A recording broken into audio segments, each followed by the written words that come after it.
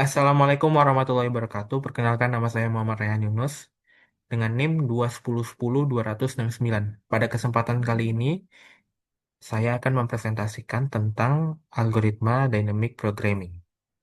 Apa sih algoritma dynamic programming? Dynamic programming itu adalah algoritma yang digunakan untuk memecahkan masalah kompleks dengan membagi menjadi submasalah yang lebih kecil. Tujuannya untuk menghindari perhitungan yang berulang-ulang dengan menyimpan hasil sebelumnya yang sudah diselesaikan. Nah, cara kerja dynamic programming ini ada dua, ada memoization dan tabulation. Memoization itu memecahkan masalah besar menjadi submasalah kecil dan diselesaikan secara rekursif dan disimpan hasilnya untuk menghindari perhitungan berulang. Yang kedua ada bottom up atau tabulation, yaitu menyelesaikan masalah yang lebih kecil dahulu, kemudian menggunakan masalah eh, penyelesaian tersebut untuk menyelesaikan masalah yang lebih besar. Lanjut kita ke contoh penerapan programming ini. Nah, pada perhitungan Fibonacci, eh, urutan ketiga suku adalah jumlah dari dua angka sebelumnya. Jika menggunakan rekursif biasa, maka untuk menghitung eh, suku selanjutnya itu harus memanggil fungsi berulang-ulang. Jika semakin besar, maka akan memperberat kinerja dari komputasi. Nah, dengan dynamic programming, maka eh, hal yang berulang tersebut akan disimpan di memo dan akan dipanggil saat diperlukan. Oke, sekian untuk dynamic programming. Kita akan lanjut ke backtracking.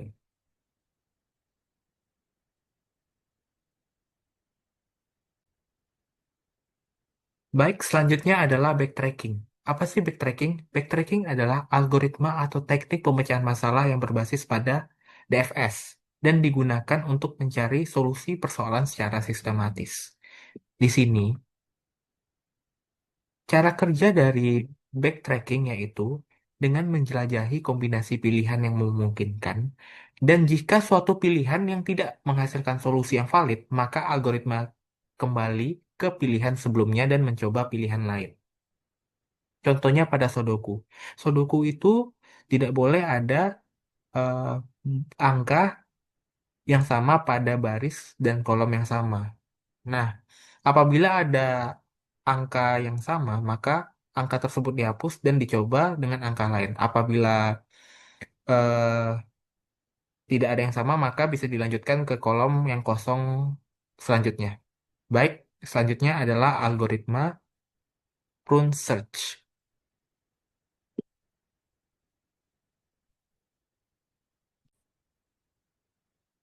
Baik, kita lanjut lagi ke eh, strategi yang terakhir yaitu prune search. Prune search adalah strategi untuk memangkas atau menghentikan pencarian kita saat kita tahu bahwa jalur tersebut tidak akan menghasilkan solusi yang terbaik. Tujuan dari strategi ini untuk menghemat waktu dan tidak membuang waktu untuk eh, hal yang tidak perlu sebenarnya. Nah, contohnya dari prune search, ketika kita memiliki koin dengan nilai 134 dan kita harus mencari jumlah koin yang paling sedikit untuk membentuk koin yang bertotal 6. Nah, kalau dengan cara brute force, kita harus menghitungnya satu-satu dan itu akan menghasilkan waktu yang lama. Tapi dengan cara prune search, ketika kita sedang mencoba mencari jawaban, tetapi jumlah koin sudah lebih dari 6, maka eh, akan dihentikan. Dan jika jumlah koin yang kita pakai sudah lebih banyak dari solusi yang terbaik sementara, maka program akan berhenti. Baik, sekian penjelasan saya dari tiga algoritma ini. Yang pertama ada dynamic programming, yang kedua ada backtracking, yang terakhir adalah prune search. Sekian dari saya tutup. Assalamualaikum warahmatullahi wabarakatuh.